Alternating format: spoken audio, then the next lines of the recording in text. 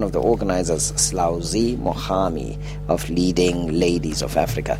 Dr. Munroe, good morning. Slauzy, good morning. Morning. Thank you very much for joining us. Okay, Slauzy, first let's start about the event itself. How did it come about? Whose concept was it, and what do you want to achieve with it? The Leading Ladies, I'm the founder and chairperson of the Leading Ladies of Africa and the world, which is an organization around the world that identifies women in all sectors, business, government, all sectors of leadership. Women, they lead in business, and for us, the opportunity, because we're also mentoring young, both men and women. Yeah, we're constantly working on leadership issues, and we felt that somebody like Dr. Myles Munroe, for us, being an outsider we needed to get a different perspective. Yeah. We're constantly, though we're always in touch with him or read his works and all that. So we're busy still working. We're work in progress in terms of leadership. Okay, so what message do you bring today? Well, I guess there's nothing in the world more important than leadership, because nothing happens without leadership. Leadership determines what happens in the present and the future. As a matter of fact, history is simply the record of what leaders did or didn't do. So if we don't get leadership right, nothing is right. And as I always say, leadership is not a right, it's a privilege. And it's a privilege given to you by the followers. And so I believe that when you focus on leadership, you're really focusing on the future. You're focusing on the quality of the future that you really want. And one of the things I'm going to really impress on the women in the session this morning is that an army of sheep led by a lion will always defeat an army of lions if they're led by a sheep.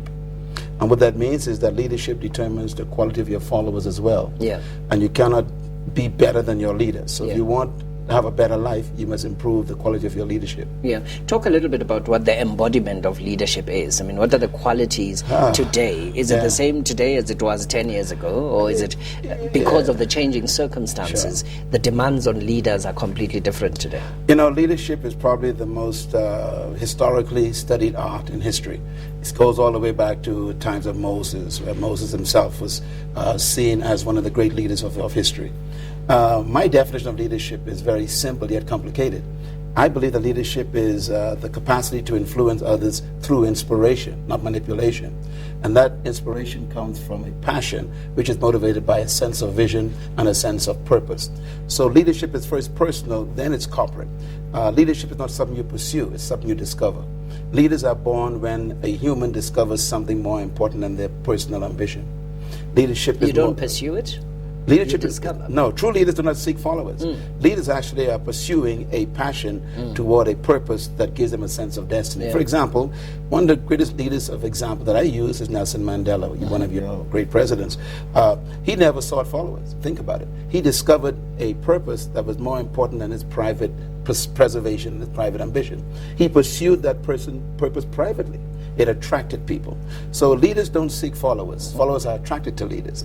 Leaders are more concerned about discovering a purpose to improve the life of humanity that's more important than their personal ambition. So they sacrifice themselves to accomplish something for the greater good. Yeah. We find that very rare lately. Most people we call leaders are simply professional manipulators, and they actually are more concerned with their own promotion than promoting the people. Yeah, achieving their own objectives. Absolutely. Yeah. You've written a book that speaks about legacy in the main right now. One of the most important aspects of leadership that's ignored by most leaders is the need to replace yourself. The average age of leadership, I understand, in the third world countries is 78 years old. That's a poor commentary of a lack of mentoring and succession programs. And the willingness to give up power. Absolutely. So a great leader is one who works himself out of a job. True leaders actually, their first decision is to identify their replacement and start to train them. Yeah. So we need leaders who are not concerned about their own position, but providing someone to take it. And I think this is why we need to pass it on.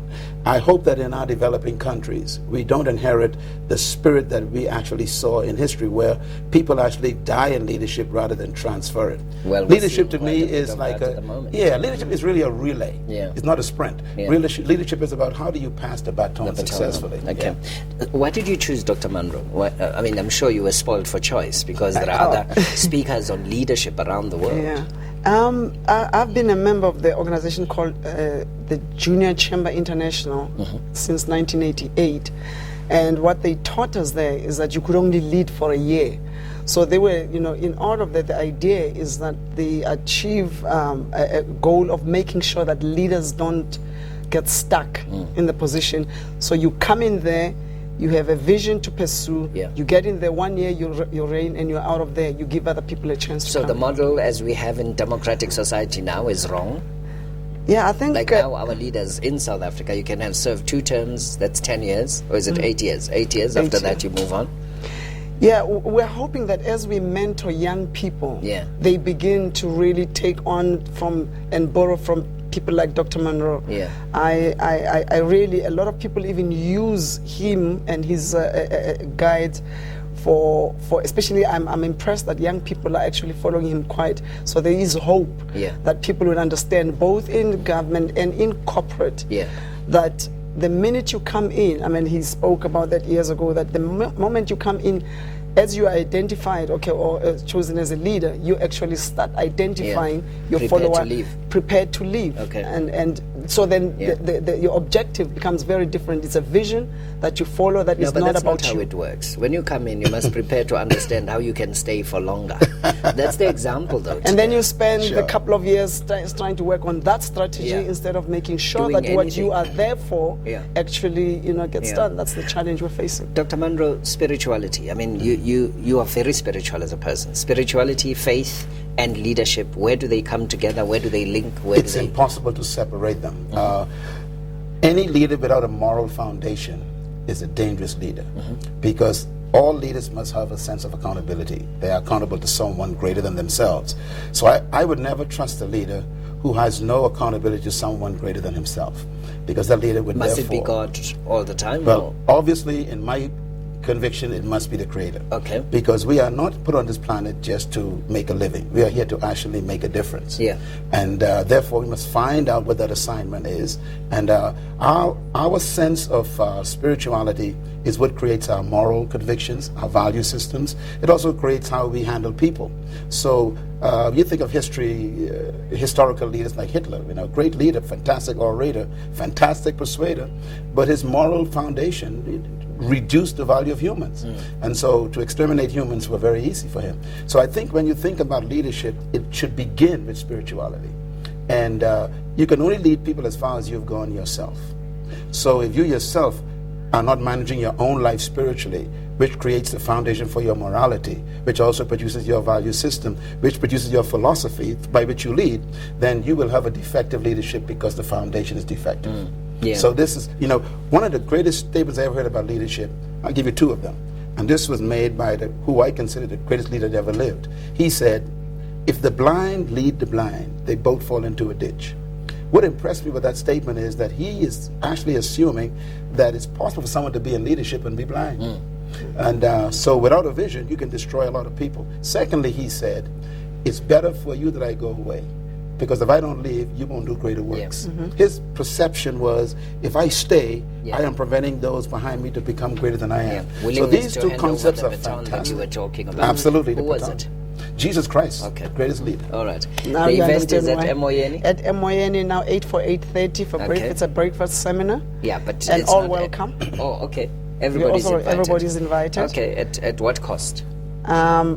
At this 11th hour, no cost. Maala. And the good news is that we have a lot of our materials available. Books and CDs and DVDs will be there. And so those who would like to get a book autograph, I'll be present and be happy to meet as many people as who are able to come. All right. And I feel privileged. Now you understand why I chose a man like this one. Slauzy, thank you very much. Slauzy Mogami, leading ladies of Africa. Dr. Myles, what's your surname? She says Munroe, I say Munroe.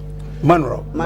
Myles Munroe. That's it. Myles Munroe. All right. Absolutely. Thank you for joining us this morning. Thank you very much, and thank you for the privilege. What we're going to do is we're going to go to Paul Monare. CAT will update us on what we can expect on the weather front. Paul, good morning.